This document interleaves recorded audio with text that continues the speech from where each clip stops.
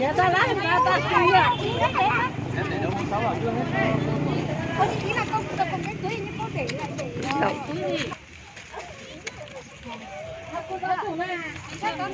không phải là sinh nhật của Kim Chuan sinh nhật á người ta không nói là con anh ơi sinh nhật của con chua đây đấy nhưng mà nó không là sinh nhật con chua đấy đi đâu bố đâu rồi nhỉ đây ra đi chụp ảnh nhanh ơi thôi đó cả nhà mình chụp ảnh ngay rồi đi là những cái này ngay chỗ đó đây đây chú Phương đây đây chú Vy ơi Ok, chào cháu.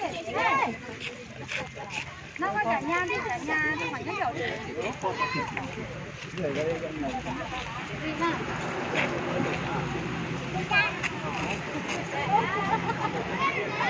Nó con chút chút cháu à. Đây có. Đây. Không chưa, bây giờ nhà trên này đấy kiểu chụp ảnh đi. Cả nhà chụp ảnh. Chụp cái là chụp cái tí không có thời gian đâu. Đi đông khách quá rồi. Đi chụp vào. Người ta mà thế này người ta đã không thích rồi, đã biết là nó không thích rồi. Đây đi ra. Đi ra thế bây giờ con cầm hoa đâu. nào ngoan ngoan đi ra đi đi ra nào chụp ảnh Bây giờ bạn là để về chụp bác chứ ạ. Chị chụp giống cái điện thoại đi. Ta còn đi khác không ạ? Rồi. Là vui cái nào. Ok. À, hoa cô tôi cũng Anh lấy hoa đi rồi, không cần hoa. Đây hoa, chỉ đây rồi. Đây.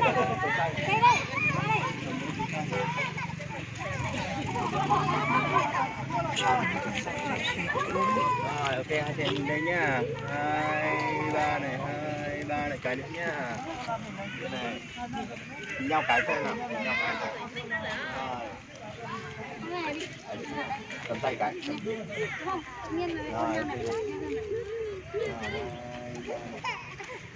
Ok.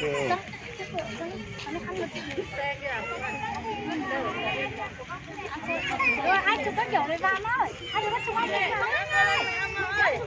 đó đây Vào luôn đi. Đúng cách này.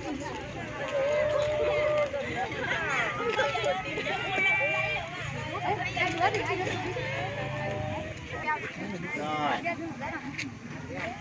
Ok, cả nhà nhìn đây xem nhá. 2, 3 này, 2, 3 này, cái nữa nhá. 2, 3 này. Này.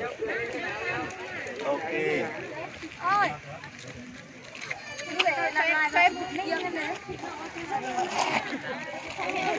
Má vào nhau cái nào. Quay anh ấy đặt quay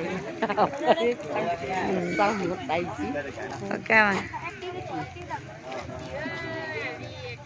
Ok.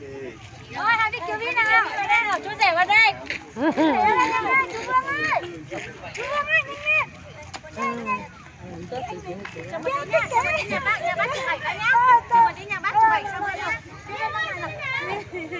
em ơi có thể quay video phần này cho chị nhé Đấy cứ quay vào máy, tranh thủ quay được đoạn này quay nhá. Em quay được đoạn này em quay nhá. Nhìn rể đưa hai cho dâu điện. thế chị nó bị Rồi. đây nhìn bên đây đây có chú rể con dâu Đi kêu đi ơi. Cầm tay Đây. Xem bên này, xem bên này. Đi kêu đi xem bên này. Rồi, cả nhà nhìn đây nhá. Xem vào đây nhá. Các bạn nhỏ bắn tim cho chú nào. Bắn Tim đúng rồi. Đấy. Kệ bạn ấy làm nặng nhỉ. Rồi. Đúng rồi, cả nhà nhìn đây nào. 2, 3 này. Đây này, Hà này. Anh trai đứng gần một tí nữa nào. Rồi. 2, 3 này. Ok.